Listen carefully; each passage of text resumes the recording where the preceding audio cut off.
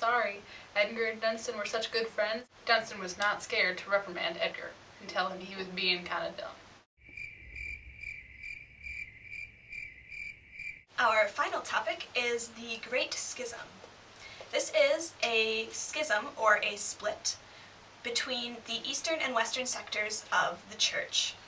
Before this time, the church was all one congruous body, but after 1054, the two sides split permanently into the Roman Catholic Church and the Greek Orthodox Church, which are still what they're known by today. The split happened for a number of reasons. First of all, the Eastern Church was more founded on Greek philosophy, and they also spoke primarily Greek. And the Western Church was more founded on Roman principles like law and customs, and they spoke Latin.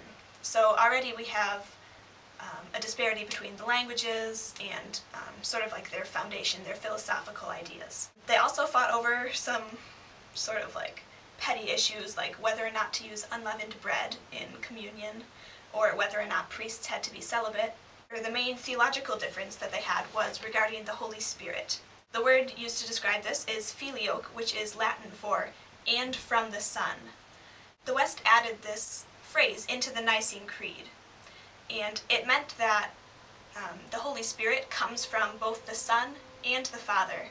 And this was something that the Eastern Church didn't really agree with. They didn't have sort of the same founding fathers like St. Augustine or Thomas Aquinas, who had instilled these sort of ideas into their theology. And so when the West added that phrase into the creed, the Eastern people got really mad because they thought it was sort of not allowed to add things to creeds that had been previously decided upon. And so the West didn't really ask the East if they could like insert this little phrase, so the East got really mad. They also argued over issues like original sin, free will, the Immaculate Conception, purgatory. Another big struggle was basically who had the most power in the church. And the Roman Pope Leo said that he was the most powerful member of the church, that he had higher rank over the other rulers of the Pentarchy. The Pentarchy was a group of 5 cities which were all sort of heads of the church, and those included Rome, Antioch, Alexandria, Jerusalem, and Constantinople.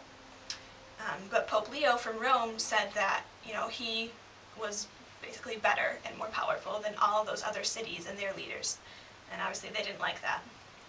And especially the leader from Constantinople, whose name was Michael Cerelius, didn't want Pope Leo to be in charge of everything.